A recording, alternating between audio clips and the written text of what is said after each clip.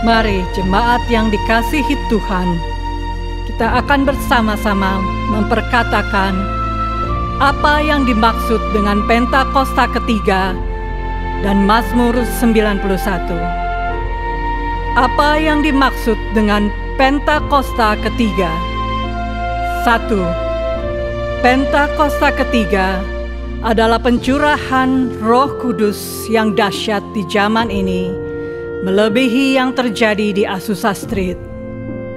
2. Pentakosta ketiga akan mengakibatkan penuaian jiwa yang terbesar dan yang terakhir sebelum Tuhan Yesus datang kembali. 3. Pentakosta ketiga akan membangkitkan generasi Yeremia, yaitu anak-anak muda yang dipenuhi Roh Kudus, cinta mati-matian kepada Tuhan Yesus, tidak kompromi terhadap dosa, dan akan bergerak untuk memenangkan jiwa. 4.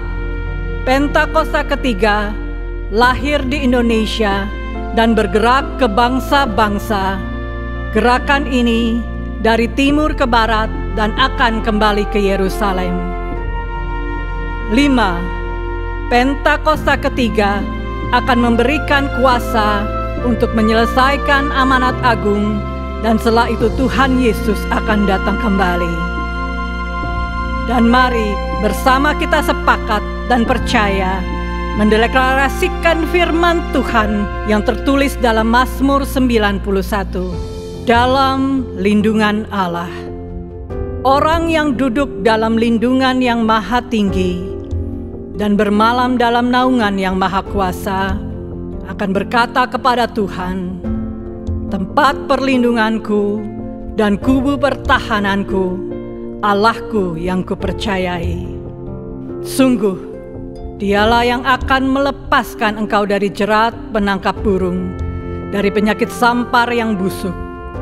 Dengan kepaknya Ia akan menudungi engkau, di bawah sayapnya engkau akan berlindung.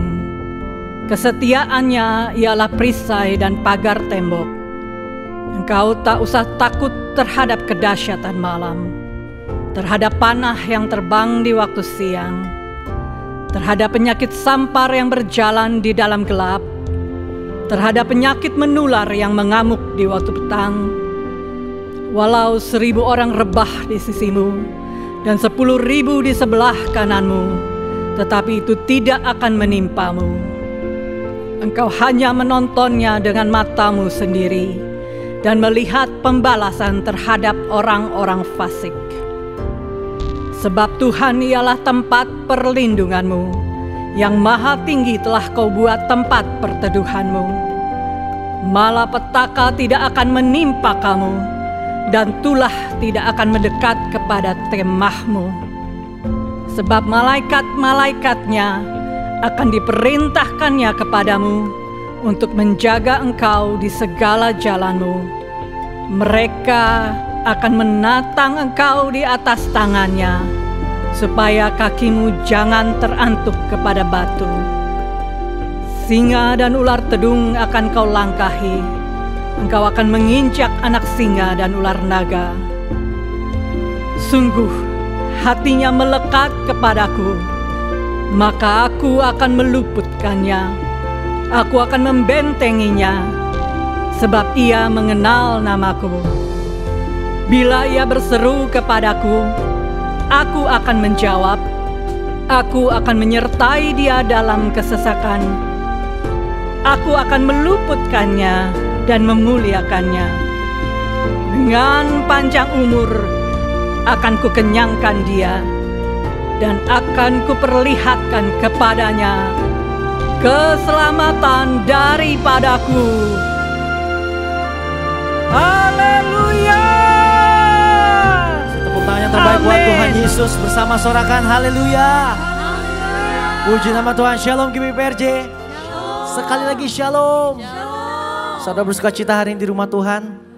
Kami segenap tim bersuka cita saudara menyambut Bapak Ibu Saudara sekalian tempat ini untuk kita sama-sama memuji menyembah Tuhan. Hari ini saudara, untuk beberapa saat ke depan mari kita bersama satukan tujuan.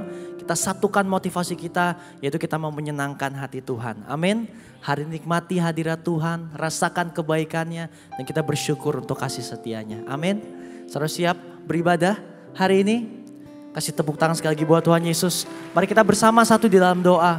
Sungguh kami mengucap syukur Tuhan Yesus untuk kasih setiamu Tuhan yang tak pernah berkesudahan atas setiap kami. Dan biar hari ini kami bawa yang terbaik, sebab kami tahu bahwa Engkau terlebih dahulu baik atas setiap kami Tuhan Yesus. Kami bawa pujian penyembahan kami, dan kiranya pujian penyembahan kami menyenangkan hatimu Tuhan.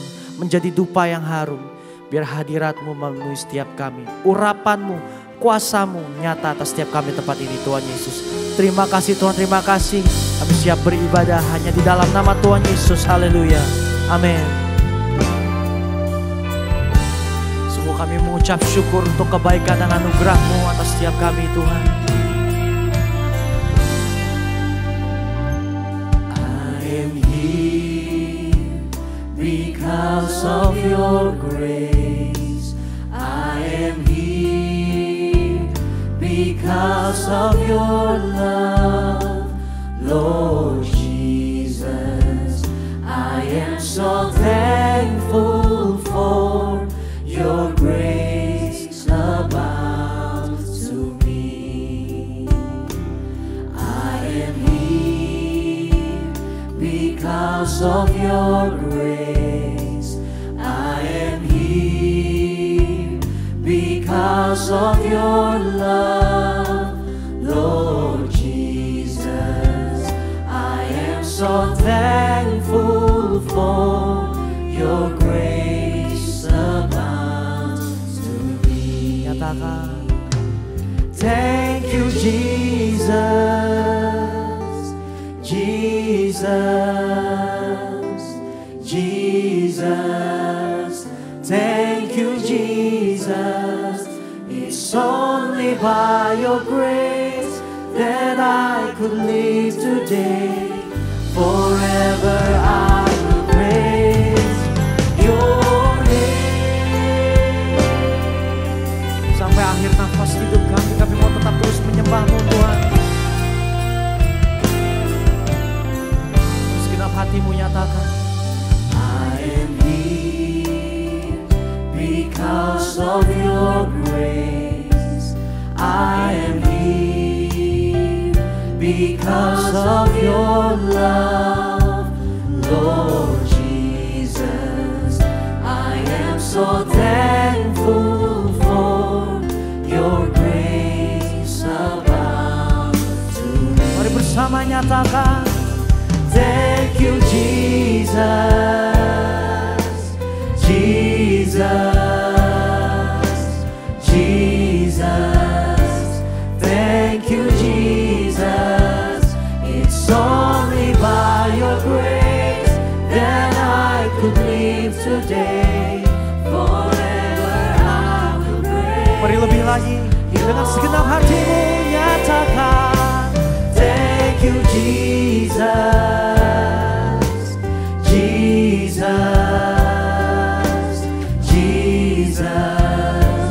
Thank you Jesus.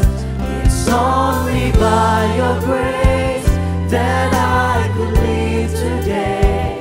Forever I will praise your name.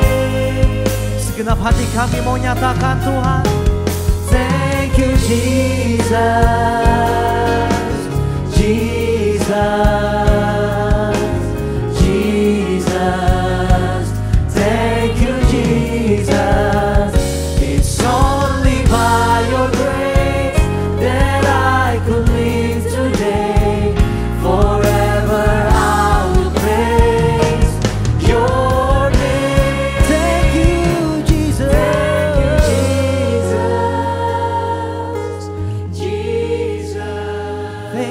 Jesus. Thank you Jesus. It's only by your grace that I could live today. Forever I will praise. Mari lebih lagi bersama mengucapkan syukur. Thank you Jesus, Jesus, thank you, Jesus. It's only by your grace that I could live today. Forever I will praise your name. Kasih tepuk tangan buat Tuhan. Mari bersama nyatakan terima kasih. Terima kasih, Yesus, Yesus. Terima kasih karena anugerah-Mu buat hidupku sekarang. Ku kan memuji-Mu selamanya. Kami katakan terima kasih, Yesus, Yesus. Terima kasih karena anugerah-Mu buat hidupku sekarang. Ku kan memuji-Mu selamanya. Ku kan memuji-Mu selamanya. Janji setiap kami Tuhan. Ku kan memuji-Mu. Mari bersama. Selamanya. Biar sampai selama-lamanya kami mau tetap terus memuji menyembah nama Yesus Tuhan. Sebab kami tahu Kau Allah kami yang besar, Allah yang penuh kuasa dan berdaulat atas setiap kami. Sebab itu kami menyembah, sebab itu kami memuji nama Yesus.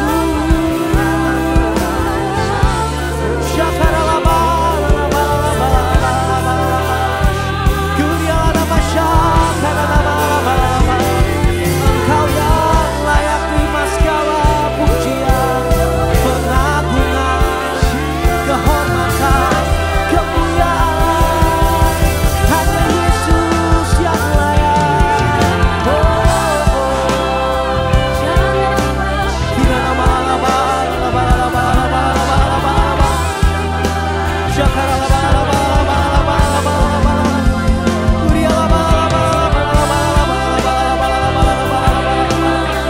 Mari penuhi ruangan ini dengan pujian sembah.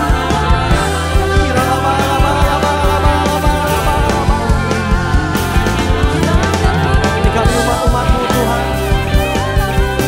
Satu tujuan kami kalau kami ada tempat ini yaitu menyenangkan hati-Mu lewat sembah syukur setiap kami Tuhan Yesus.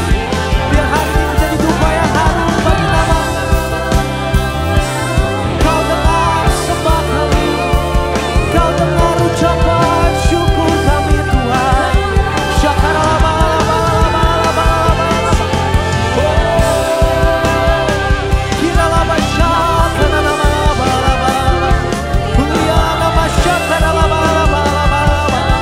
Ku sembah, ku sembah, ku sembah hanya nama Yesus yang kami muliakan, yang kami sembah. Tiada nama lain. Sembah Kau Tuhan, sembah Kau Yesus.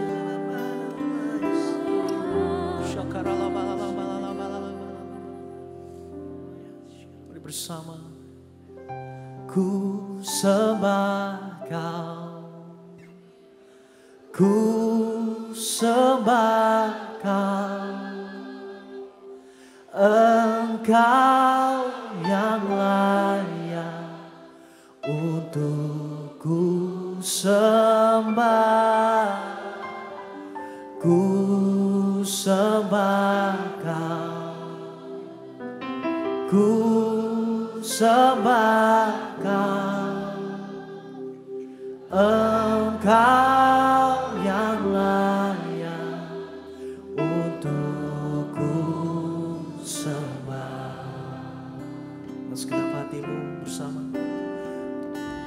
Ku sembah Kau, ku sembahkan. Engkau yang layak untuk ku sembah, ku sembahkan, ku sembahkan. Engkau yang layak untuk ku sembah. Tangan kami terangkat Tuhan, kami menyembah-Mu. Ku sembahkan, ku sembahkan. Engkau yang layak untuk ku sembah, ku sembahkan, ku sembahkan.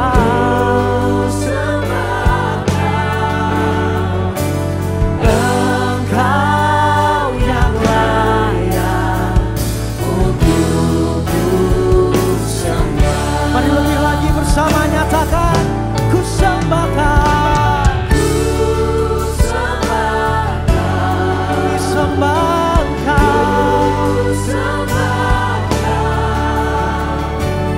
Engkau yang layak untuk ku sembah, ku sembahkan, ku sembahkan. Engkau yang layak untuk ku sembah. Kasih tepuk tangan sorak-sorai buat Tuhan Yesus bersama. Ku sembahkan, ku sembahkan. Engkau yang layak untuk ku sembah, ku sembahkan, ku sembahkan. Sebab Engkau yang layak Tuhan, Engkau yang layak untuk ku. Katakan Engkau yang layak, Engkau yang layak untuk ku sembah. Engkau yang layak untuk ku sembah. Haleluya, haleluya. Sebab sampai selama-lamanya hanya nama Yesus yang layak kami sembah dan kami tinggikan Tuhan. Terima kasih Tuhan Yesus, kami siap bersorak-sorai bagi nama-Mu yang kudus.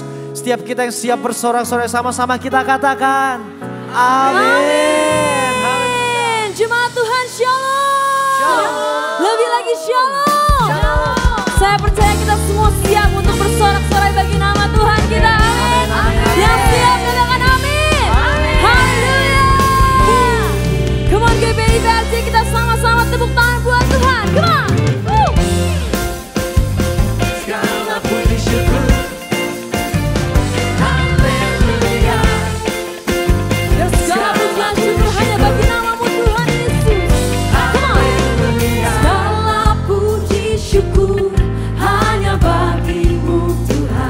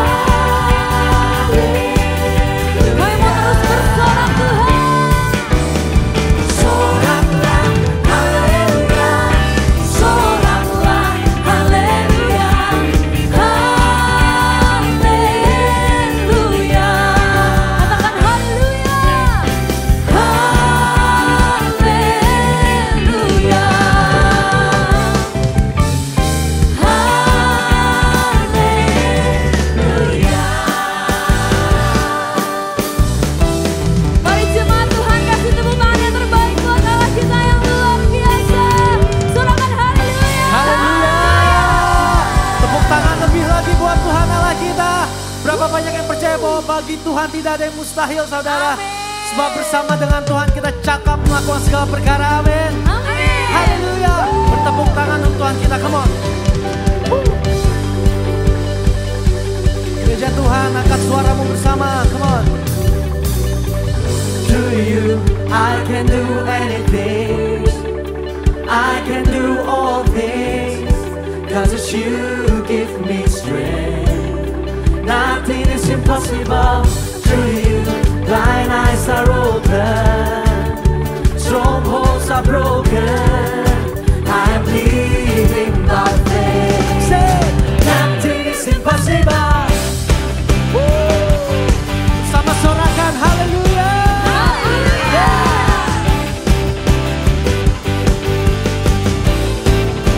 Bersama nyanyikan.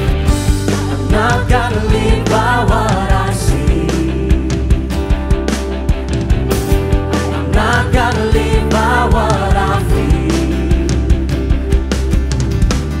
Deep down I know that you're here with me. I know that you can do anything. Bersama. To you I can do anything, I can do all things, 'cause it's you give me strength. Nothing is impossible. To you blind eyes are open, strongholds are broken. I am living by faith. Nothing is impossible. Kau yang percaya bagi Tuhan yang ada mustahil, katakan amin.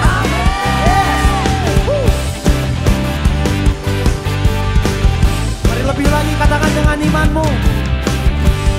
I'm not gonna live by what I see, I'm not gonna live by what I feel, not gonna live by what I feel.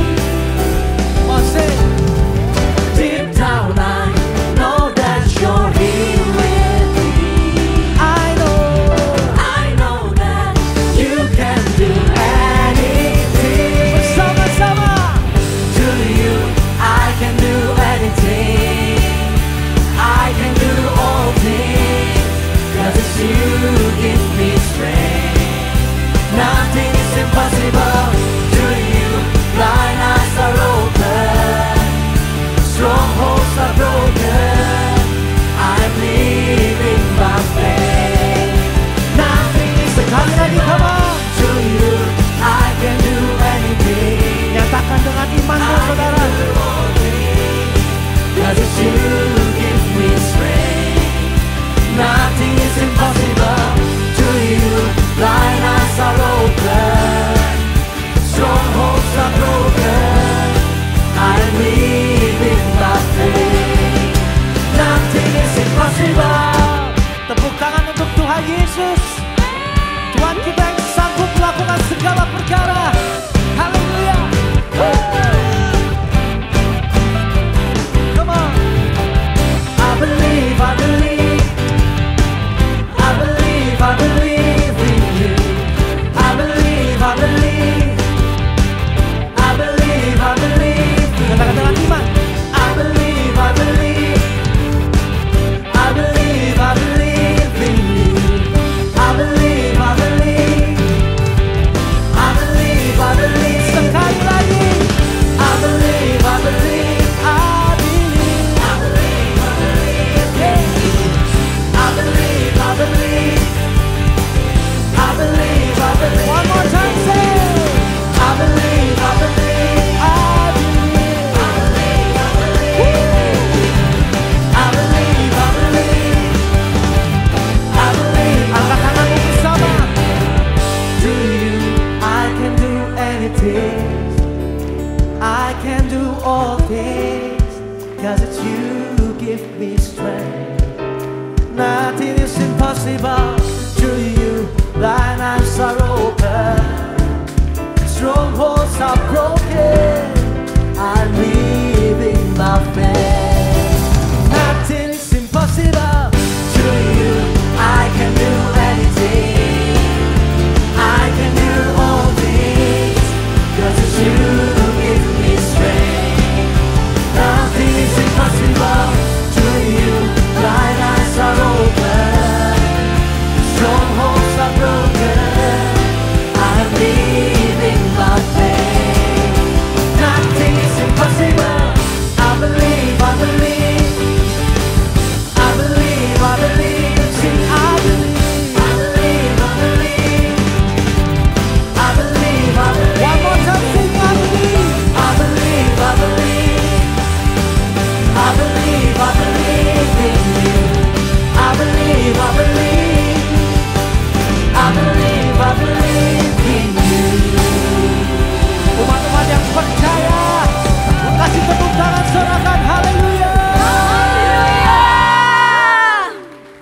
dahsyat Tuhan.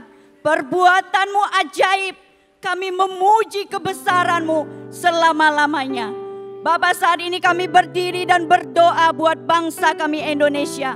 Kami berkatakan Indonesia akan menjadi bangsa yang maju di tengah situasi keadaan yang tidak pasti. Tapi kami percaya Tuhan akan campur tangan dan memberkati Indonesia. Ada kestabilan di dalam perekonomiannya. Krisis pangan dapat diatasi dengan baik. Dan situasi keamanan stabil terkendali dalam perlindungan Tuhan. Kami berdoa buat pemerintahan Pak Jokowi dan Bapak Maruf Amin beserta jajaran kabinet menterinya. Tuhan, Engkau yang memberi mereka hikmat dan kebijakan-kebijakan untuk menangani dan menjalankan tugasnya. Masa peralihan pemerintahan yang baru, Tuhan yang pegang kendali. Semua pasti berjalan dengan aman dan lancar. Dan Tuhan juga memberkati gembala sidang kami Paniko. Kesehatan, pelayanan, dan keluarga hamba-Mu ada di dalam kasih kemurahan dan kebaikan Tuhan. Tuhan juga memberkati hamba-Mu sebagai pembawa api Pentakosta ketiga. Untuk menyelesaikan amanat agung Tuhan Yesus. Dari Indonesia sampai ke bangsa-bangsa. Dan Tuhan juga memberkati gembala CK7 terkasih kami Pak Dr. Yanto.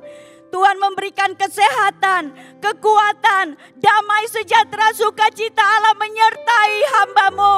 Tuhan juga memberkati pengembalaan hamba-Mu di CK7 untuk menjadikan kami semua umat yang layak di hadapan Tuhan. Dan kami percaya Engkaulah Tuhan yang akan menjadi perisai, penolong yang setia, pembela bagi hamba-Mu dan keluarga. Tuhan, kami berdoa buat generasi Yeremia. Bangkit generasi Yeremia, jadilah terang. Karena inilah waktunya untuk bangkit dan menjadi terang. Kuasa Tuhan mengurapi generasi Yeremia di tempat ini. Mereka akan dipakai sebagai future leader. Menjadi pemimpin yang tangguh, berintegritas, memiliki ide-ide cemerlang. Kami percaya Tuhan akan membuat perbedaan bagi anak-anak Tuhan dimanapun mereka berada. Tuhan mengangkat mereka menjadi kepala bukan ekor. Tuhan akan bawa terus mereka naik bukan turun. Dan mereka akan menjadi kesaksian untuk memuliakan nama Tuhan Yesus. Haleluya. Di dalam nama Tuhan Yesus kami sudah berdoa dan mengucap syukur. Jemaat yang percaya sama-sama katakan amin. Amin. Kasih tepuk tangan yang terbaik buat Tuhan Yesus. Silakan duduk kembali Bapak Ibu semuanya.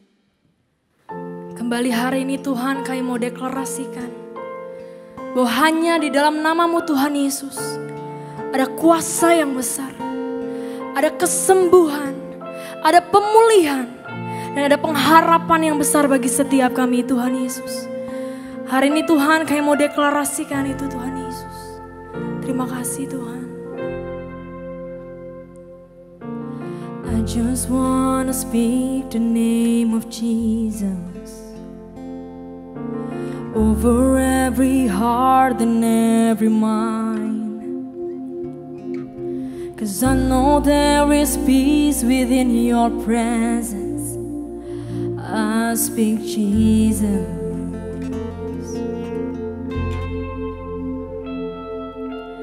I just wanna speak the name of Jesus till every dark addiction starts to break. Declaring there is hope and there is freedom. I speak Jesus. Your name is power. Your name is healing. Your name is life. Break every stronghold. Shine through the shadows, burn like a fire. Mari angkat suaramu nyatakan. I just wanna speak the name of Jesus over fear and all anxiety. To every soul depression, I speak Jesus.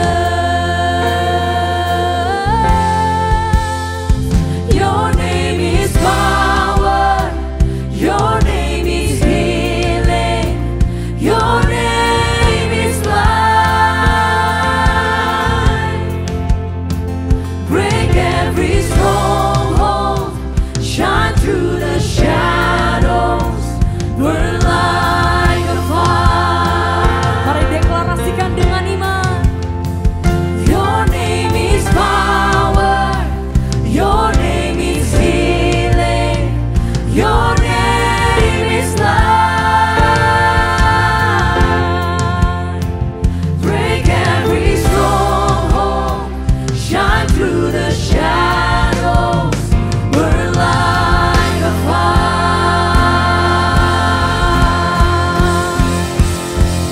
Shout Jesus from the mountains, Jesus in the street, Jesus in the darkness over every enemy. Jesus for my family, I speak the holy name, Jesus. Mari angkat suaramu, nyatakan. Shout Jesus from the mountains, Jesus in the streets, Jesus in the darkness over every enemy. Jesus for my family, I speak the holy name, Jesus. Shout Jesus.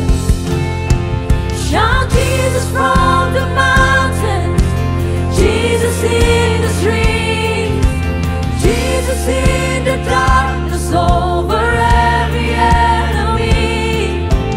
Jesus for my family, I speak the holy name, Jesus.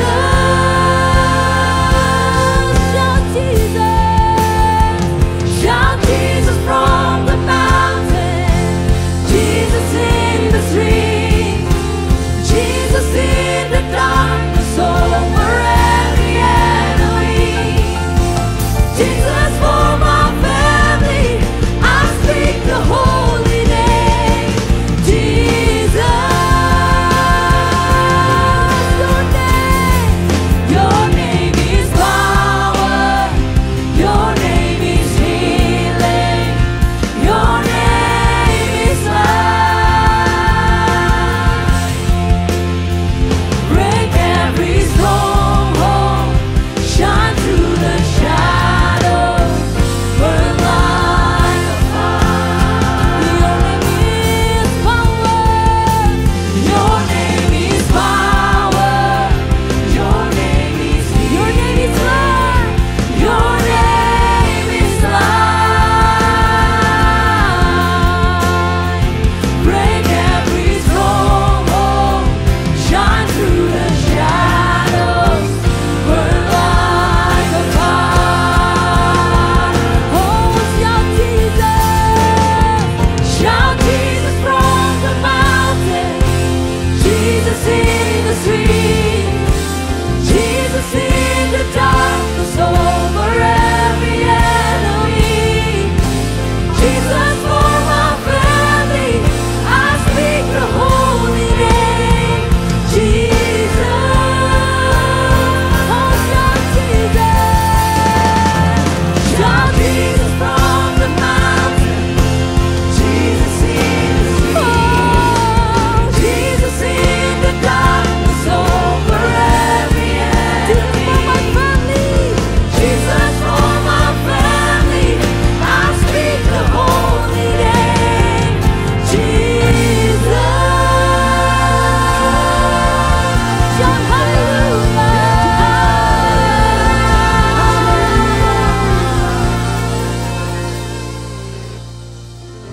Shalom Bapak Ibu Saudara-saudara yang saya kasihi di dalam Tuhan.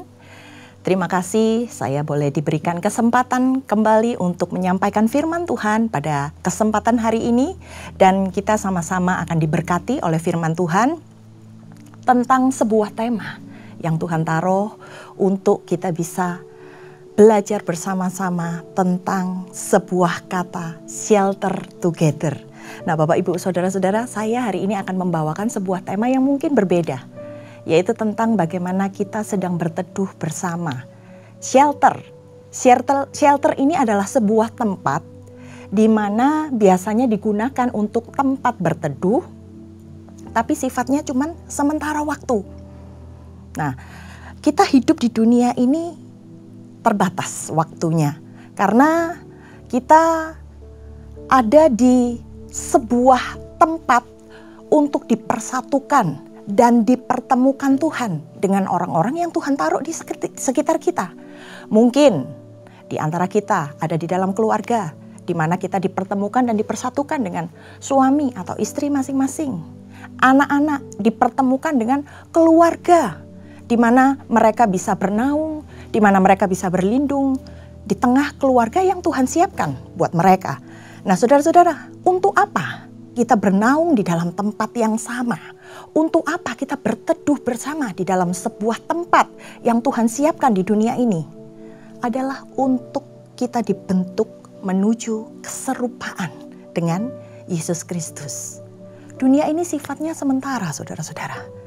Karena ada batasan waktunya. Nggak ada manusia yang hidupnya long lasting. Kita lihat di dalam Mazmur 90 ayat yang ke-10. Di situ dikatakan bahwa masa hidup kami 70 tahun. Dan jika kami kuat 80 tahun. Dan kebanggaannya adalah kesukaran dan penderitaan.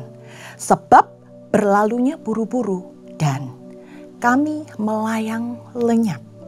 Dikatakan masa hidup manusia itu adalah 70 tahun, saudara-saudara. Kalau kita kuat, kita bisa dapat 80 tahun. Artinya apa? Manusia hidup itu ada batasannya.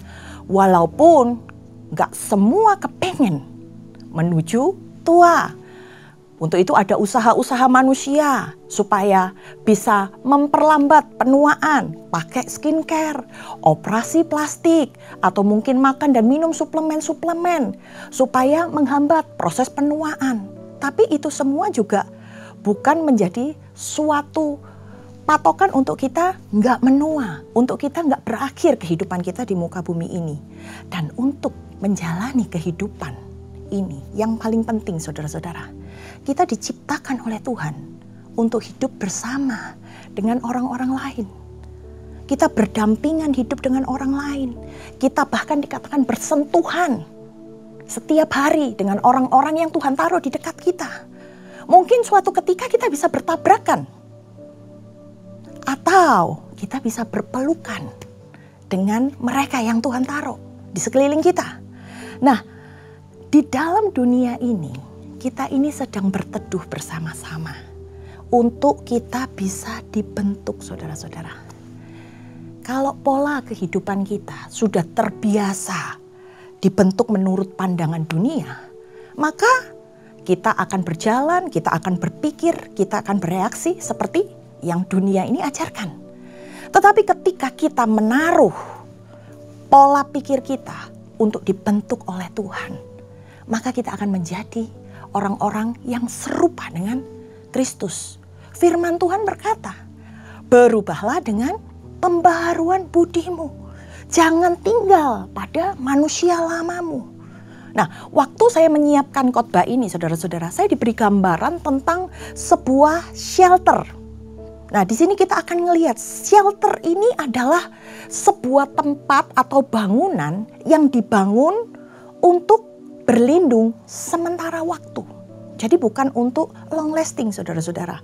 Ketika ada keadaan yang tidak baik, kita bisa datang ke shelter tersebut dan kita bisa berlindung di bawah shelter itu. Nah, shelter ini apa? Shelter itu adalah sebuah tempat untuk bertahan hidup secara sementara. Sifatnya sementara. Jadi nggak nyaman saudara-saudara. Shelter ini digunakan untuk tempat berlindung ketika keadaan yang nggak baik itu muncul.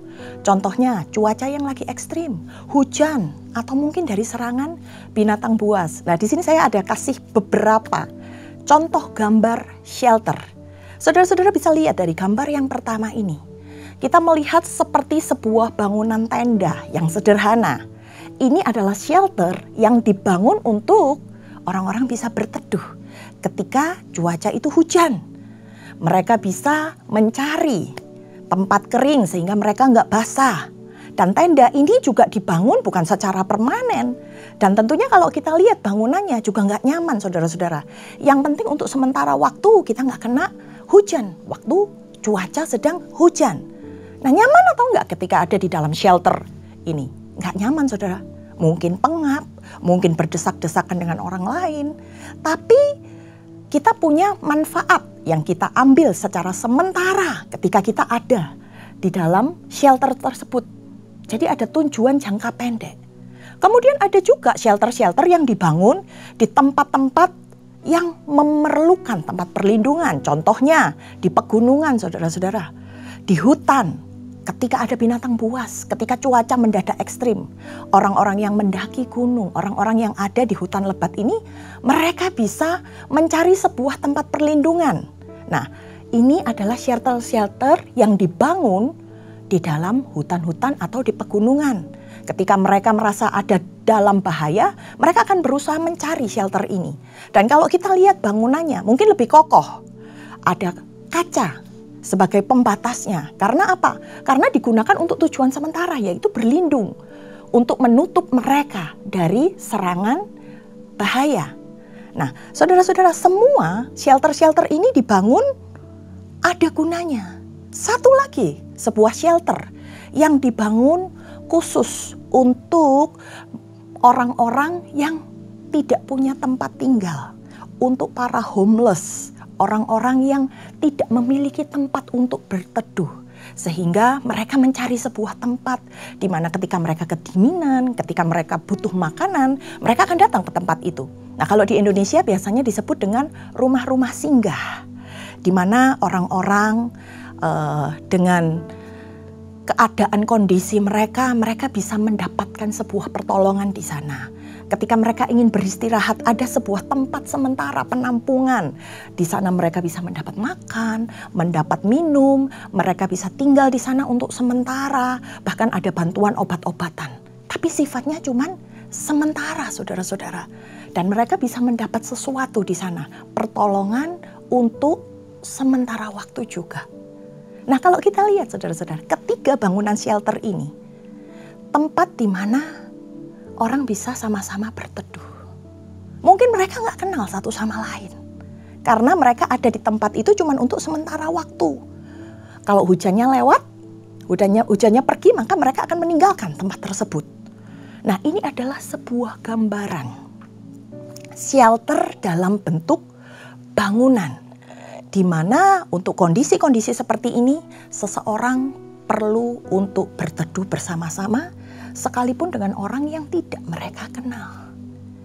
Tapi manusia juga memerlukan satu tempat berteduh yang lain yang sifatnya lebih permanen, tapi dalam bentuk lain. Nah, kita akan sama-sama lihat ya, saudara-saudara. Saya akan membawa 3 tempat untuk kita bisa berteduh bersama. Yang pertama adalah keluarga. Ada sebuah quote yang mengatakan, harta yang paling berharga adalah keluarga. Benar ya, saudara-saudara? Nah, saya mau menyampaikan satu pernyataan dari Martin Luther. Martin Luther itu pernah mengatakan bahwa keluarga itu seperti sebuah oasis. Tempat di mana kita bisa mendapatkan kekuatan yang menyegarkan ketika kita ada di dalam sebuah perjalanan di padang gurun.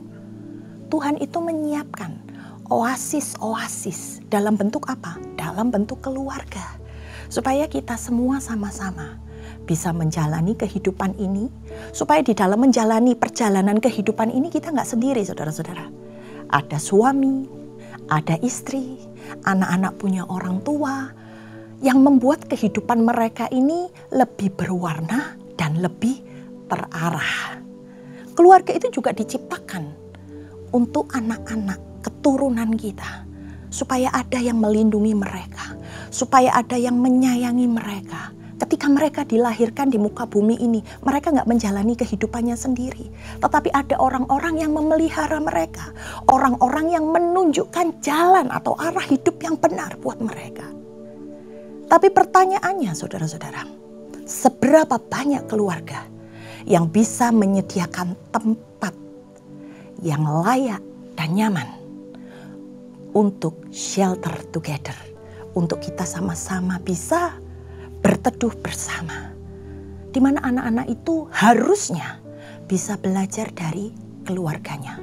Nah, sebuah tempat yang layak ini bukan cuma berbicara tentang bentuk, bangunannya, keindahannya, tapi yang paling penting isi di dalam keluarga. Apakah ada keharmonisan di sana? Apakah mereka menemukan kebahagiaan di sana? Sebab sebuah rumah yang indah sekalipun seperti istana, tapi belum tentu isinya adalah orang-orang yang berbahagia. Bangunan yang nampaknya bagus, belum tentu saudara-saudara di dalamnya berisi sebuah keluarga yang baik. Nah, dalam sebuah keluarga, suami, istri itu punya peran masing-masing saudara-saudara untuk menjadi isi yang bermanfaat bagi anggota keluarganya. Nah, sebagai orang tua, kita itu punya peran bukan hanya untuk menyediakan tempat yang bagus supaya anak-anak ini bisa berteduh dengan nyaman dan aman.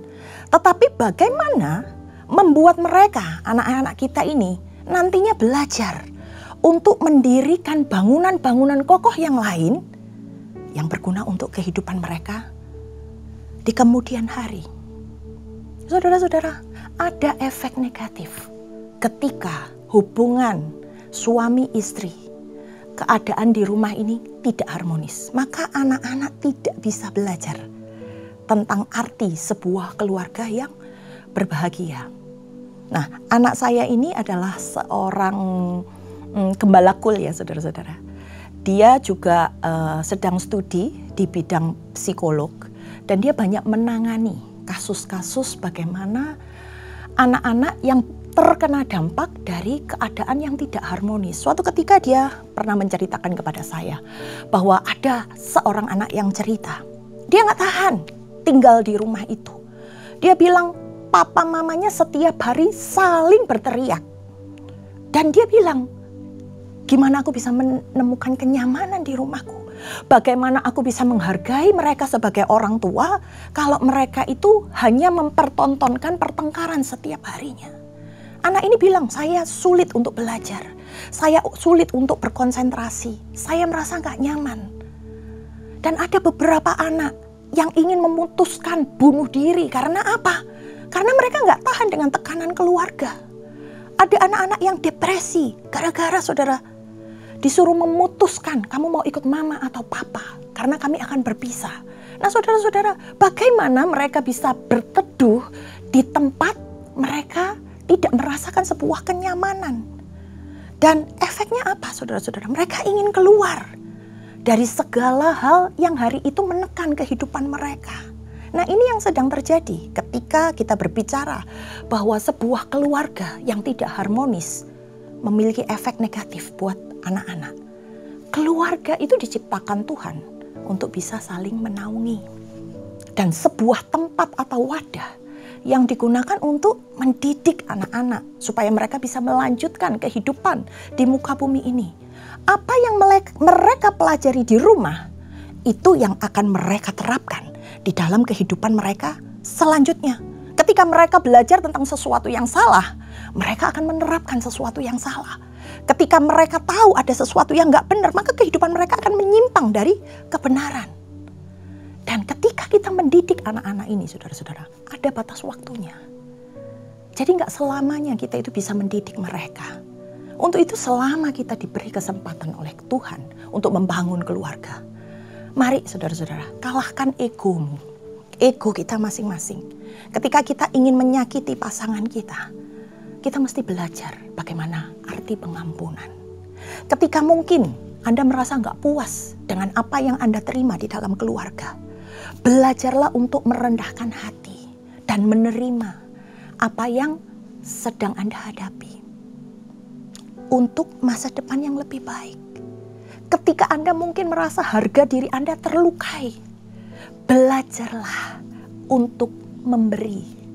Karena keluarga yang Anda miliki itu Tuhan anugerahkan untuk menemani hidup Anda.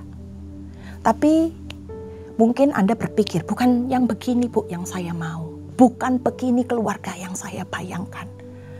Tapi perhatikan saudara-saudara, kita ada dalam sebuah keluarga karena ada maunya Tuhan. Bagaimana ketika kita tidak nyaman dan kemudian kita paksakan sesuatu untuk maunya kita, yang ada hanya pertengkaran. Tapi bagaimana kalau kita bisa mensyukuri hal-hal kecil yang Tuhan berikan, yang Tuhan nyatakan di dalam kehidupan kita?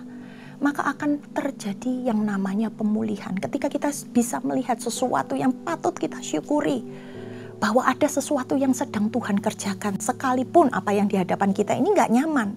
Karena manusia itu diciptakan memang gak ada yang sempurna ya saudara-saudara. Tetapi kita bisa belajar untuk saling menyempurnakan. Untuk itu utamakan kepentingan bersama dalam sebuah keluarga. Buat suasana itu senyaman mungkin sehingga kita ini bisa bersama-sama mendapatkan bagian yang terbaik. Anak-anak kita bisa belajar mendapatkan sesuatu dari keluarganya. Sebab ada bahayanya saudara-saudara.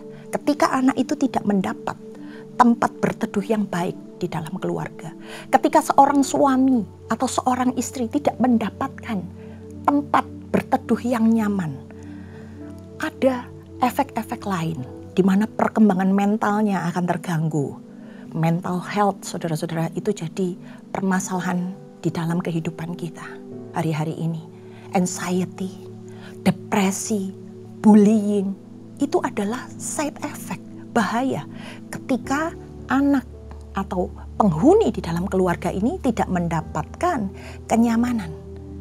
Lalu mungkin pasangan Anda, suami atau istri Anda bisa mencari tempat yang nyaman lain selain di dalam rumah. Karena apa? Mereka nggak betah ketika ketemu dengan keluarga. Mereka nggak merasa homey, mereka nggak merasa nyaman.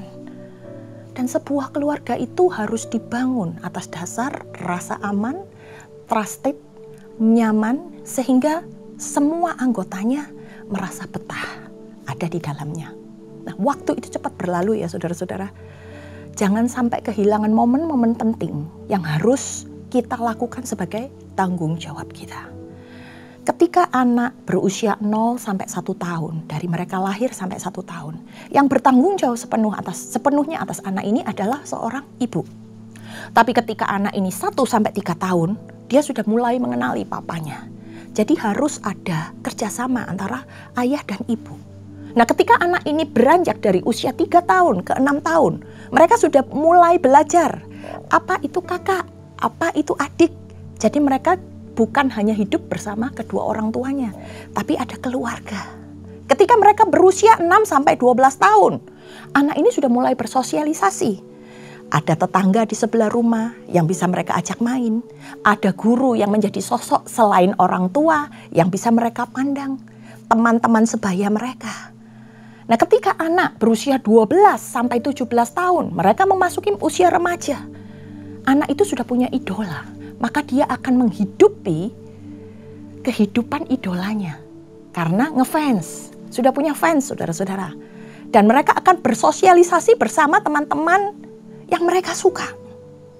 Nah, ketika usia 17 sampai 24 tahun, masuk di dalam usia dewasa awal saudara-saudara. Mereka ini mulai terlibat percintaan dengan lawan jenis. Mereka sudah mulai fokusnya untuk mencari seorang sahabat. Jadi peran orang tua sudah nggak ada di sana. Sudah semakin minim. Dan ketika orang beranjak dewasa, ketika umur 24 sampai 65 tahun, manusia ini sudah harus hidup bersama keluarga inti masing-masing. Bersama dengan suami, istri, serta anak-anak mereka. Ketika kita di usia 65 tahun, maka kita sudah mulai bergantung kepada orang lain. Jadi waktu kita itu terbatas ya saudara-saudara. Untuk itu pergunakan waktu yang ada dengan efektif. Supaya apa? Supaya kita tidak melakukan bagian yang salah ketika kita dipercaya sama Tuhan untuk membangun sebuah shelter, tempat berteduh bersama. Kita ambil satu tokoh Alkitab yang salah di dalam mendidik anak-anaknya, yaitu Daud.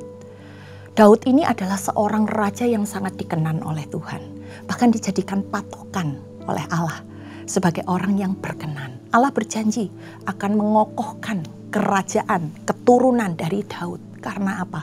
Karena Allah sangat terkesan dengan kehidupan Daud. Tapi perhatikan saudara-saudara, Raja Daud ini tidak memberikan waktu dan hidupnya dengan baik secara efektif untuk mendidik anak-anaknya. Beberapa anak-anaknya bermasalah. Kita lihat salah satu anak Daud bernama Amnon. Dia memperkosa adiknya Tamar. Dan itu membuat kakak Tamar ini, yaitu Absalom, dendam dengan Amnon. Sehingga apa yang terjadi? Absalom membunuh Amnon. Lalu kemudian Absalom, seorang anak raja, berusaha menggulingkan tahta Daud, berusaha merebut pemerintahan ayahnya sendiri. Saudara-saudara, waktu Daud dihabiskan untuk berperang, bekerja, menyelesaikan tugas-tugasnya, tapi dia lupa untuk menjadi figur, untuk menjadi sosok yang benar buat anak-anaknya. Jadi jangan sampai kita kehilangan waktu kita kehilangan masa kita untuk melakukan bagian kita di dalam keluarga. Nah kemudian yang kedua, selain keluarga saudara-saudara, tempat berteduh lain yang manusia perlukan itu adalah lingkungan atau komunitas. Di mana di situ Anda dibentuk lifestyle-nya. Untuk itu hati-hati saudara-saudara ketika Anda di dalam sebuah komunitas. Karena lingkungan di mana Anda hidup, di situ lifestyle Anda terbentuk. Di situ Anda akan belajar bagaimana Anda bisa menyesuaikan diri dengan lingkungan Anda. Saya ini hidup di lingkungan dunia anak-anak dewasa muda. Saya ngajar di kampus, usia mahasiswa saya di dewasa muda. Saya pelayanan di gereja juga hidup bersama anak-anak dewasa muda. Nah tadinya saya itu gaptek saudara-saudara. Saya ini gaptek, nggak up to date, wawasan saya juga kurang. Pola pikirnya tidak terlalu terbuka. Jadi wawasan saya itu terbatas. Tetapi ketika saya jalani kehidupan dalam lingkungan ini, saya ke-upgrade saudara-saudara. Karena saya belajar dari mereka bagaimana teknologi, saya belajar bagaimana keadaan dunia hari-hari ini. Dan itu bermanfaat buat saya. Saya bisa berteduh bersama di dalam komunitas atau lingkungan yang hari ini saya hidupi. Tapi saudara-saudara, apa yang saya kerjakan juga menjadi berkat. Karena saya sebagai orang yang lebih tua, saya punya pengalaman hidup yang bisa saya bagikan untuk mereka. Bagaimana saya bisa menjaga hidup saya untuk tetap hidup takut akan Tuhan. Bagaimana saya bisa membangun keluarga yang berkenan di hadapan Tuhan. Menjadi contoh buat mereka-mereka yang sedang membangun keluarga. Bagaimana saya bisa melayani dengan hati yang benar. Nah ketika kita ada di dalam komunitas, kita saling belajar. Saya katakan saya belajar dari mereka, tapi mereka juga belajar dari saya. Jadi ada dunia di luar keluarga kita, di mana kita ditempatkan Tuhan melalui lingkungan ataupun komunitas. Yang memang berasal dari latar belakang yang berbeda, dari sifat-sifat dan karakter yang berbeda. Dan semuanya ini harusnya bisa membentuk kita untuk semakin sempurna. Apa yang kita lihat saudara-saudara bisa kita teladani. Dan apa yang kita pelajari itu bisa membuat kita berhati-hati untuk kita hindari. Karena apa saudara-saudara? Di dalam sebuah komunitas kita itu sedang dimuridkan. Di dalam sebuah komunitas atau lingkungan kita harus bisa menghasilkan sesuatu yang positif bagi kehidupan kita. Nah kita baca di dalam satu ayat dalam Kisah Para Rasul 26 ayat 22b. Dikatakan, tetapi oleh pertolongan Allah, aku dapat hidup sampai sekarang dan memberi kesaksian kepada orang-orang kecil dan orang-orang besar. Ini tentang perkataan Paulus, saudara-saudara. Bagaimana Paulus itu di dalam lingkungannya, di dalam komunitas di mana dia hidup, dia memiliki sesuatu yang bisa menjadi sebuah pelajaran dalam kisah hidup pertobatannya saudara-saudara, dia bisa menyampaikan orang-orang lain, mengajar mereka untuk mereka bisa mengenal Tuhan, untuk mereka bisa percaya kepada Yesus yang hari itu dia sampaikan kabarnya supaya mereka itu mengenal Tuhan dan mereka bisa bertumbuh di dalam Yesus. Nah, orang-orang yang ada di sekitar Paulus ini saudara-saudara melihat bagaimana Paulus hidup. Mereka belajar tentang keteladanan yang diberikan Paulus sebagai seorang pengikut Kristus. Nah, saya memiliki sebuah kesaksian di mana awal pelayanan saya secara pribadi saudara-saudara, saya mengumpulkan mama-mama ketika anak saya itu masih duduk di bangku TK. Jadi waktu itu ada salah satu teman saya yang bilang, "Sel, boleh dong ajari kita gimana pengetahuan tentang Tuhan, kan lu belajar teologi." Lalu kemudian saya mulai saudara-saudara mengajak mama-mama yang ada. Kalau biasanya mereka itu ngafe, mereka itu biasanya gosip saudara-saudara, atau jalan-jalan ketika nganterin anak yang cuma waktunya 3 jam. Saya ajak mereka, yuk di tempat saya kita buka persekutuan doa. Di awal permulaan yang hadir cuma 4 orang. Tapi dari interdenominasi gereja saudara-saudara. Jadi bermacam-macam, bukan orang Kristen aja. Nah, dari sana kita cuma memulai dengan pujian, penyembahan, doa, lalu beberapa kesaksian. 2 bulan kemudian mulai bertambah 8 orang yang hadir setiap minggu saudara-saudara. Dan kemudian 3 bulan kemudian saudara-saudara mulai bertambah lagi.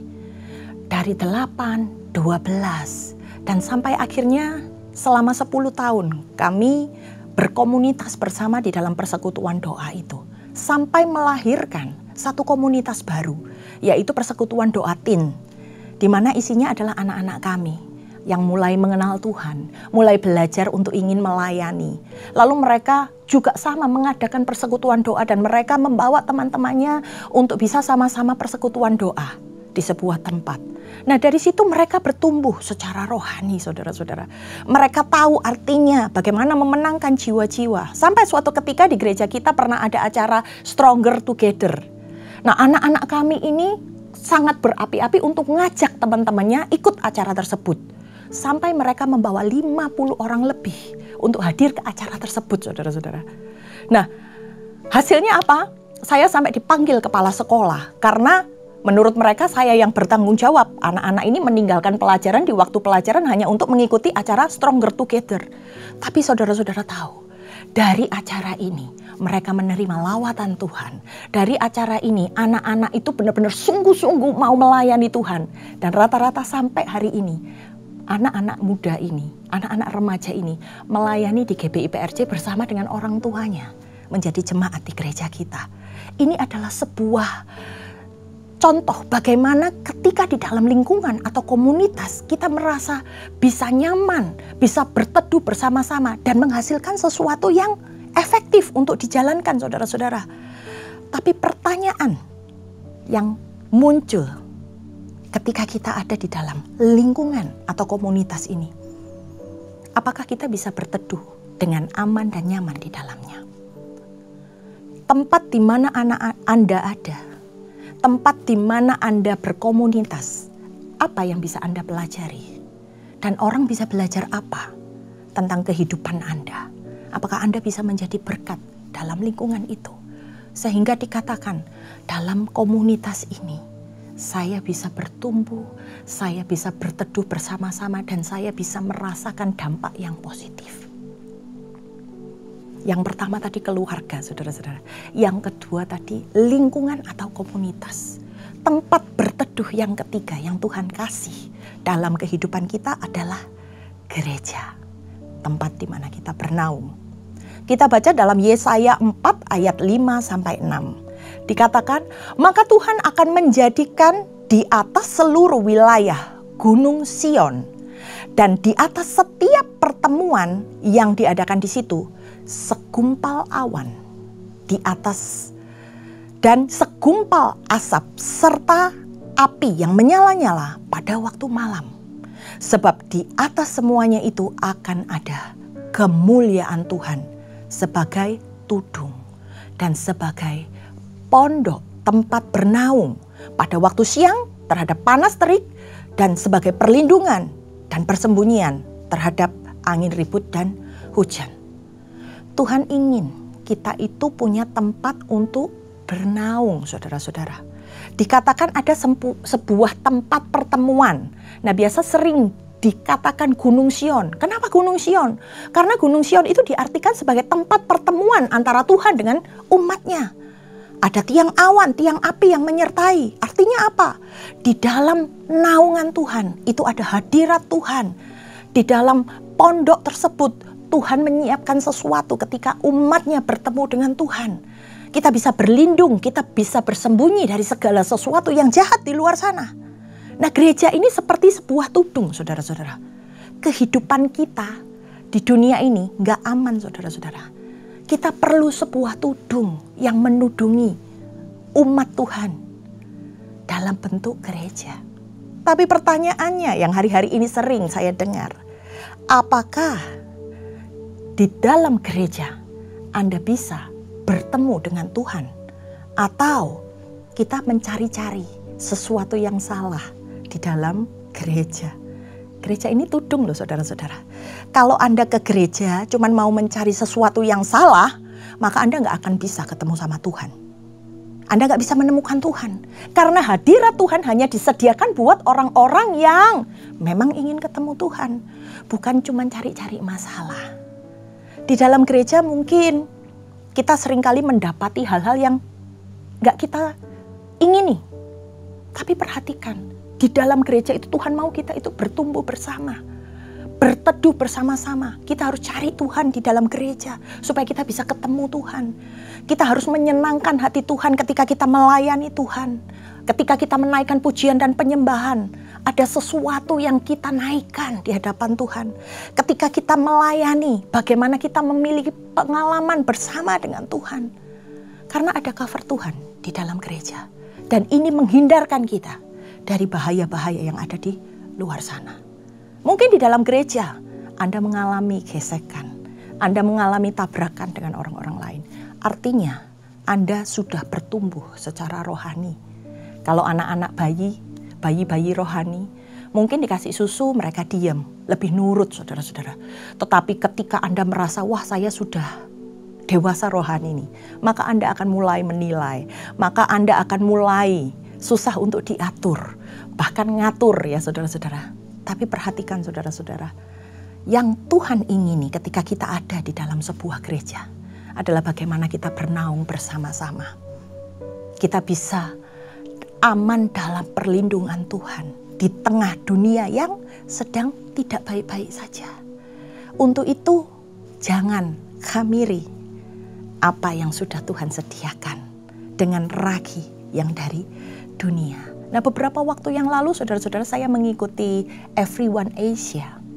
Dan saya menemukan beberapa hal yang membahas tentang tren yang muncul untuk next generation. Masalah mental health itu menjadi masalah utama. Bagaimana dikatakan dalam sebuah penelitian yang mereka lakukan, 1 di antara 4 anak itu pernah berusaha ingin bunuh diri. Dan banyak di antara anak-anak muda, orang-orang zaman sekarang yang mudah sekali depresi. Lalu masalah tren yang kedua, gender identity crisis, saudara-saudara. Di mana 40% dari anak-anak muda ini tertarik dengan sesama jenis. Dan banyak di antara mereka, ketika mereka lahir dan ketika mereka besar, mereka itu nggak yakin apakah saya ini benar laki-laki atau saya ini benar-benar perempuan. Sehingga mereka mencari identitas mereka di luar sana. Kemudian yang ketiga saudara-saudara, mereka ini banyak yang terikat.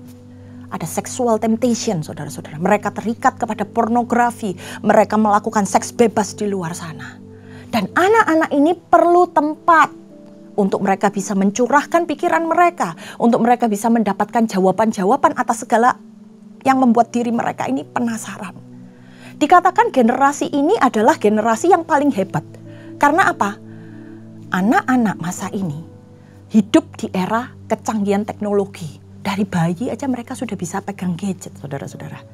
Tapi dikatakan juga mereka ini adalah generasi yang paling lapar secara rohani.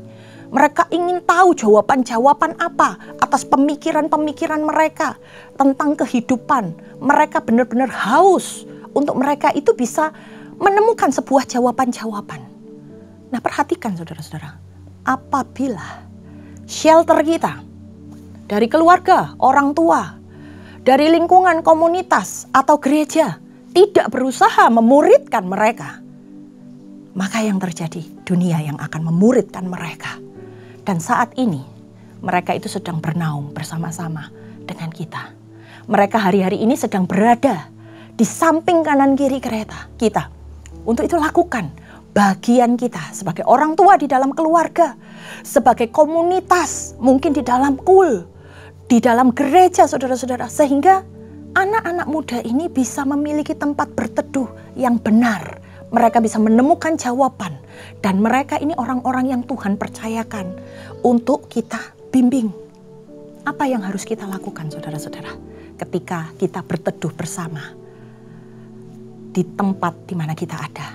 Kita baca di dalam Yesaya 54 ayat 2-3. Dikatakan, lapangkanlah tempat kemahmu dan bentangkan tenda tempat kediamanmu. Janganlah menghemat, panjangkanlah tali-tali kemahmu dan pancangkanlah kokoh-kokoh patok-patokmu. Sebab engkau akan mengembang ke kanan dan ke kiri. Keturunanmu akan memperoleh tempat bangsa-bangsa dan akan mendiami kota-kota sunyi. Saya catat di sini saudara-saudara. Kita diminta untuk lapangkan tempat kemahmu. Enlarge the place of your tent. Semua dari kita jadilah tempat-tempat yang layak untuk kita bisa bertumbuh bersama, bernaung bersama. Dan sebelum Anda membangun sebuah kemah, Anda harus mencari sebuah tempat yang terbaik. Di sebuah dataran yang luas, sehingga Anda bisa mendirikan sebuah bangunan di sana. Sehingga Anda bisa memaksimalkan apa yang Tuhan percayakan di dalam kehidupan kita. Ini berbicara tentang membangun tempat. Dalam keluarga harus ada usaha saudara-saudara. Seorang suami sebagai kepala keluarga memiliki hikmat. Seorang istri sebagai seorang pengelola harus memiliki kesabaran dan kepandaian untuk mengelola segala sesuatu. Sebagai anak-anak kita harus memposisikan diri kita untuk bisa mengikuti arahan dari orang tua. Buat yang belum mendapatkan pasangan, doa supaya Anda bisa mendapatkan pasangan yang terbaik dari Tuhan untuk bisa membangun keluarga. Di dalam komunitas, kita perlu mencari tempat yang sesuai dengan kebutuhan. Hari-hari ini banyak yang menawarkan sesuatu yang menarik, tapi itu dari dunia yang dunia tawarkan. Cari tempat di mana kamu bisa berkembang, kamu bisa dipakai Tuhan dengan luar biasa. Di gereja saudara-saudara, gereja ini adalah sebuah tempat yang digembalakan dengan benar. Kita bisa bertumbuh secara rohani, kita bisa belajar banyak dan dimurnikan di sana. Kemudian yang kedua dikatakan, bentangkanlah tenda tempat kediamanmu. Janganlah menghemat. Saudara-saudara, dalam terjemahan lain, bentangkan tirai-tirai. Dalam tendamu lebar-lebar, jangan menghemat atau jangan menyisakan ruang-ruang yang tersisa. Kalau Anda perhatikan, tenda itu pasti ada tirai-tirainya yang menutupi ya saudara-saudara. Buka secara lebar supaya Anda bisa bergerak dengan bebas di sana. Supaya kapasitas yang Tuhan percayakan di dalam kehidupan Anda itu bisa menjadi berkat buat orang-orang lain. Bersaksi bagaimana kebaikan Tuhan itu ada di dalam kehidupanmu. Dan bergerak di dalam lawatan Tuhan. Itu penting saudara-saudara. Bagaimana kita harus membentangkan tenda untuk bisa kita bernaung bersama di dalamnya. Gereja, dunia ini perlu figur saudara-saudara. Orang-orang di luar sana perlu patokan. Seperti apa orang yang hidup benar. Untuk itu gali potensi yang ada di dalam dirimu. Jangan disimpan sendiri. Jangan malu-malu untuk bersaksi. Jangan menutup dirimu. Coba tanya apa yang bisa kamu lakukan bagi dunia. Dan kemudian yang ketiga, panjangkanlah tali-tali kemahmu. Pancangkanlah kokoh-kokoh patokmu. Buat tali kemah ini lebih panjang dan lebih kuat saudara-saudara. Pelayanan yang terutama adalah ketika kita dari dalam keluarga kita, dari rumah kita, itu kita penuh. Sehingga kita keluar sebagai sosok yang penuh. Karena sudah berhasil menguasai dan melayani, memberikan yang terbaik di dalam keluarga inti kita. Demikian juga di gereja, nggak cuman asal melayani, tapi bagaimana kita menjaga kehidupan kita secara pribadi untuk kita bisa menjadi orang-orang yang berkenan di hadapan Tuhan. Nah, ini penting saudara-saudara, supaya kokoh patok-patok kita. Ketika kita melayani, ada sesuatu yang keluar dari dalam kehidupan kita yang pastinya bisa memberkati orang-orang di sekitar kita. Dan yang terakhir, dikatakan oleh Tuhan, sebab engkau akan mengembang ke kanan dan ke kiri. Keturunanmu akan memperoleh tempat di bangsa-bangsa dan akan mendiami kota-kota sunyi. Artinya apa saudara-saudara? Sadarilah bahwa apa yang kita lakukan bukan hanya untuk diri kita sendiri, tetapi kita sedang membangun sebuah generasi. Kita sedang melakukan apa yang bagian kita hari ini Tuhan siapkan untuk kita kerjakan. Ketika Anda merasa aman dan nyaman di suatu tempat, maka Anda akan memiliki kehidupan yang bertumbuh dan berkembang. Tetapi sebaliknya, ketika Anda tidak menemukan rasa aman, kenyamanan, maka Anda akan terus berpindah-pindah mencari tempat-tempat yang lain. Dan itu artinya Anda perlu waktu yang panjang untuk menyelesaikan bagian-bagian Anda.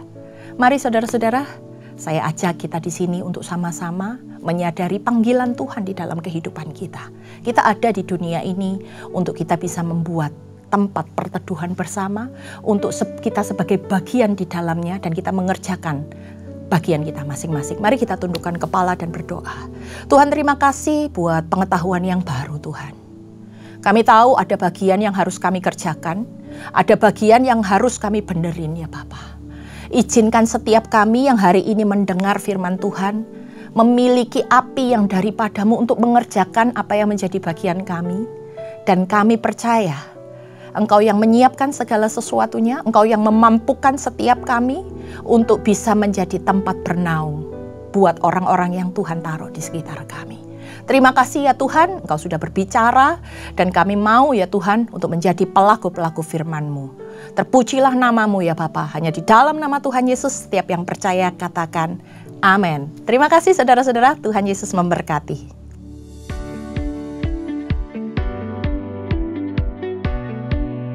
Shalom, Gembala dan seluruh pengerja CK7 serta jemaat Tuhan mengucapkan terima kasih kepada Evangelis Selviawati MTH yang telah memberkati kita semua melalui penyampaian pesan firman Tuhan pada hari ini. Tuhan Yesus memberkati ibu dan keluarga berlimpah-limpah. Amin. Berikut kami sampaikan beberapa pengumuman. Ibadah Raya via live streaming hari Minggu tanggal 21 Juli 2024 pukul 7, 9, 11.30, 14 dan 16.30 waktu Indonesia Barat akan dilayani oleh Gembala Sidang Bapak Pendeta Dr. Insinyur Niko Nyoto Raharjo dan disertai dengan perjamuan kudus. Ibadah tayang ulang atau rerun yang dilakukan secara onsite untuk ibadah Mandiri Service dan 2PM yang Professional and Couple Service di channel YouTube GBIPRJ CK7. Ibadah Minggu tanggal 21 Juli 2024 diadakan di GBIPRJ pukul 7, 9, dan 11.30 waktu Indonesia Barat, dilayani oleh Bapak Roni Immanuel. Pukul 16.30 waktu Indonesia Barat, dilayani oleh Evangelis Indi Pardede. GB Intercon pukul 7, 9, dan 11 waktu Indonesia Barat, dilayani oleh Pendeta Stefan J. Saputra SMTH. Pukul 16 dan 18 waktu Indonesia Barat, dilayani oleh PDP Eradi Chandra. GB Alam Sutra Mall pukul 7, 9, dan 11 waktu Indonesia Barat, dilayani oleh Pendeta Robertus Purwadi SSPD. Pukul 13, 15, dan 17 waktu Indonesia Barat, dilayani oleh Pendeta Dr. Yanto Simko Putra MD PhD. GBIPRJ Pluit pukul 9 waktu Indonesia Barat, dilayani oleh Evangelis Indri Pardede. Pukul 11 waktu Indonesia Barat, dilayani oleh PDM Willy Santoso BSC. Pukul 16.30 waktu Indonesia Barat, dilayani oleh PDP Tirsa Juliana Wibowo. GBIPRJ Mandarin pukul 9 waktu Indonesia Barat, dilayani oleh PDP Weni Lim. GBHCR pukul 8 dan 10 waktu Indonesia Barat, dilayani oleh PDP Ruth Yanet. GB St. Moritz pukul 9, 11, dan 13 waktu Indonesia Barat, dilayani oleh PDP Tirsa Juliana Wibowo. Pukul 15 dan 17 waktu Indonesia Barat, dilayani oleh PDM Grace Suhadi. Ibadah Raya onsite di atas disertai juga dengan ibadah pemuda dan anak secara onsite. Untuk persembahan umum atau kolekte, perpuluhan jemaat, ucapan syukur, dan lain-lain dapat dilakukan melalui e-banking, mobile banking, ATM, maupun online di website ke rekening persembahan CK7. BCA Cabang Tamrin dengan nomor akun 206 333 8222 atas nama GBI PRJ.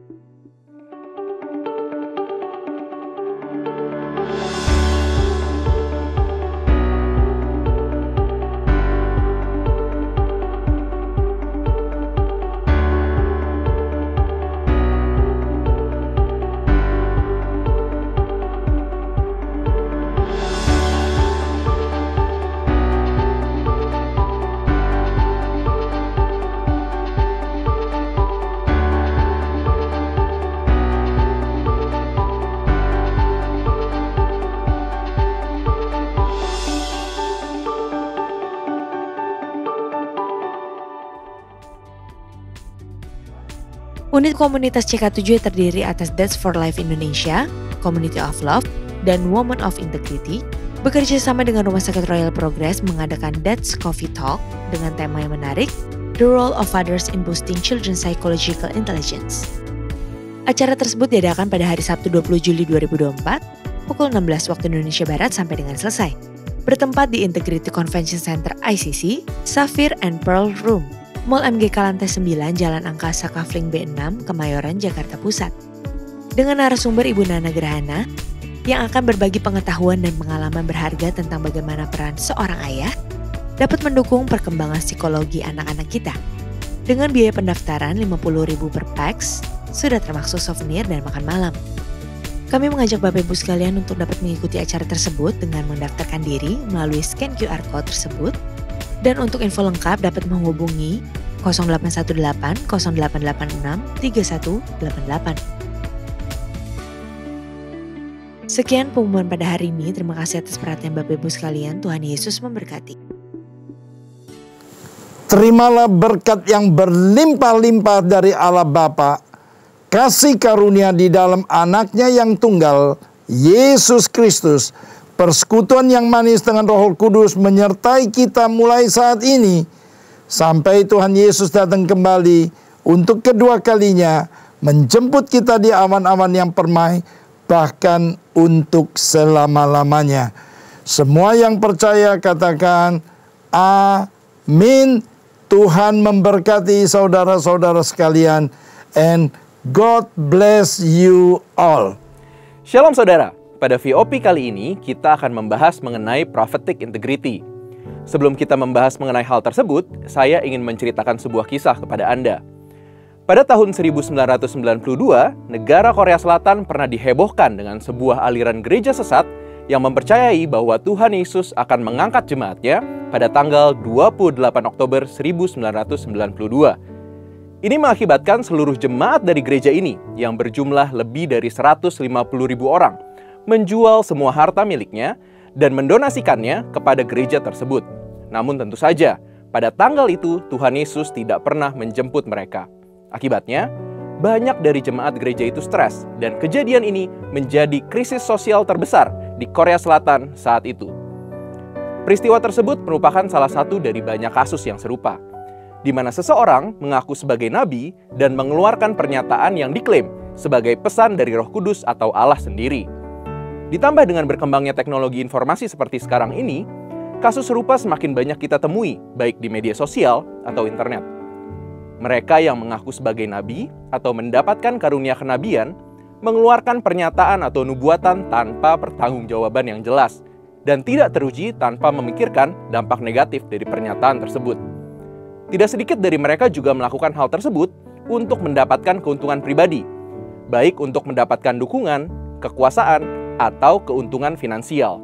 Padahal, dalam keadaan apapun, seorang nabi atau mereka yang bergerak di dalam pelayanan kenabian tidak boleh memungut biaya apapun untuk menyampaikan pesan kenabian. Kasus-kasus seperti ini masih banyak terjadi. Salah satunya juga dikarenakan adanya kesalahpahaman tentang pelayanan kenabian dan nubuatan. Beberapa orang percaya masih mempunyai pemahaman bahwa para nabi berfungsi sebagai peramal. Sehingga seringkali mereka diminta untuk memuaskan keingintahuan orang tentang masa depan. Dengan pemahaman yang salah seperti ini, banyak dari orang percaya menempatkan pelayanan kenabian dan nubuatan di posisi yang lebih tinggi, sehingga mereka dengan sukarela patuh secara seutuhnya dengan perkataan oknum-oknum nabi tersebut. Kesalahpahaman ini membuat banyak terjadi manipulasi. Maka dari itu, kita sebagai orang percaya harus mempunyai pemahaman yang benar mengenai karunia kenabian dan nubuatan. Rasul Paulus di dalam 1 Korintus pasal yang ke-14 ayat yang pertama mendorong setiap orang percaya untuk mendapatkan karunia-karunia Roh Kudus, terutama karunia bernubuat. Oleh karena itu, gereja dan komunitas di dalamnya harus menciptakan sebuah lingkungan di mana karunia nubuat dapat berkembang. Untuk mencapai tujuan tersebut, kita perlu mendorong kebebasan di dalam roh, di dalam setiap pertemuan-pertemuan yang ada, serta memberikan ruang bagi ucapan-ucapan spontan, sebagaimana tuntunan Roh Kudus dalam suasana yang dipenuhi dengan iman. Tetapi, semua ini harus dilakukan dengan pertanggungjawaban dan pengawasan yang tepat. Fungsi umum dari karunia bernubuat adalah untuk membangun, menasihati, dan menghibur. Selain itu juga, karunia bernubuat berfungsi untuk membawa orang yang belum percaya kepada pertobatan dan menunjukkan realitas Allah kepada mereka. Hal yang mendasar dari roh nubuat adalah kesaksian tentang Yesus. Oleh karena itu, tujuan akhir dari pelayanan nubuat adalah untuk meninggikan ketuhanan Yesus Kristus. Kita juga harus menyadari dan memahami bahwa perkataan nubuat di masa kini tidak memiliki tingkat inspirasi dan otoritas yang sama dengan kitab suci. Kita percaya, kitab suci merupakan perkataan Allah yang tidak dapat salah. Namun, kitab suci yang sempurna itu tidak selalu dikomunikasikan dengan sempurna oleh para nabi hari ini. Alkitab juga mengatakan bahwa kita saat ini tidak mengetahui secara lengkap dan bernubuat secara tidak sempurna. Hanya firman yang tertulislah yang dapat mengklaim diri sebagai firman Allah yang tidak pernah salah. Sehingga semua perkataan nubuatan pada zaman ini harus sejalan dan sesuai dengan firman Allah yang tertulis. Di sisi lain, kita sebagai orang percaya boleh bernubuat dan belajar menyampaikan pesan Tuhan, namun dengan tuntunan dan arahan pemimpin rohani atau otoritas rohani di atas kita. Alkitab memerintahkan kita untuk tidak meremehkan nubuat, tetapi untuk menguji perkataan-perkataan nubuat dengan seksama dan berpegang teguh pada apa yang baik. Ini berarti bahwa kita harus memupuk rasa hormat dan menghargai pelayanan kenabian yang sejati, serta tidak bersikap skeptis atau mencemooh. Ada beberapa indikator yang dapat kita pakai untuk menguji pelayanan profetik. Yang pertama, mencerminkan karakter Kristus. Yang kedua, memiliki standar moral dan etika sesuai firman Tuhan. Yang ketiga, bersedia dievaluasi. Yang keempat, memiliki kehidupan yang berbuah. Dan yang kelima, memiliki kerendahan hati untuk mengakui kesalahan. Kita percaya bahwa karunia kenabian dan nubuatan masih Roh Kudus curahkan hari-hari ini. Di hari-hari terakhir juga, Tuhan sedang membangkitkan pasukannya yang memiliki integritas untuk bergerak di dalam karunia kenabian dan nubuatan. Saudara, untuk penjelasan lebih lengkap dari tim teologi kami, silahkan buka link yang ada di atas atau scan QR Code yang tersedia. Tuhan Yesus memberkati.